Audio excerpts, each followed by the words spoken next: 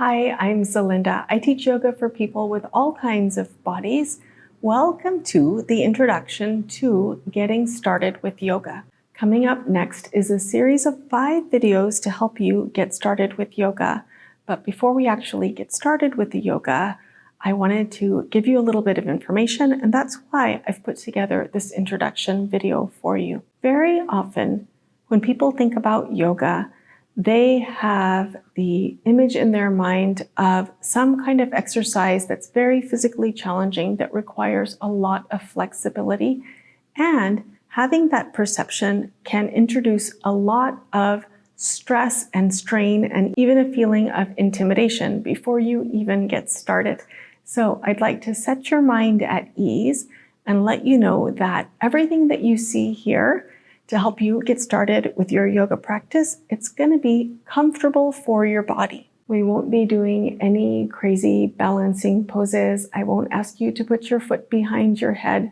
We're not even going to be doing any kneeling or any bearing weight on your hands, because so many people, adult people who are usually the ones who practice yoga with me, we have issues with our knees that make it very uncomfortable to kneel, or we have carpal tunnel syndrome or a past wrist injury that makes it really uncomfortable or even painful to bear weight on the hands.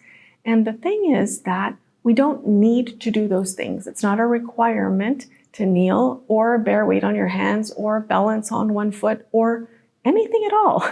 We don't need to do these kind of things in the yoga practice. The way I think about yoga is from the perspective of what are we trying to gain? And then I think if we're trying to gain this particular benefit, and if this list of things are typical issues that people experience in their body, how do we get to these benefits without causing harm or violating any of these things that cause pain in people's bodies? What you will find here on my channel, and in this series in particular, is yoga that's comfortable for your body. You'll find that most of the movements that I'll teach you are coordinated with your breath. So I'll ask you to inhale and do this with your body, exhale and do this other thing with your body. And the goal of all of that is to help your body be more flexible, to help you become stronger. And the coordination of the breathing and the movement is a mindfulness technique to help you keep your mind engaged with the work that we're doing, so that you're gaining not only all these physical benefits from your yoga practice, but also lots of more subtle mental benefits from your practice. For example, if you start practicing yoga and you're practicing consistently for weeks or months at a time, you can start to experience more clarity in your thinking, maybe more creativity, more balanced mood, and definitely an improvement in your quality of sleep. The yoga that I teach is very traditional. There's a very important yogic text called the Yoga Sutras.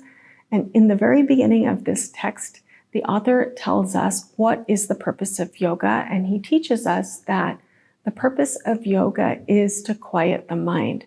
So I think a theme that you'll see in my teaching is that we use the body because we can see it, we know how to move it, we know what it feels like.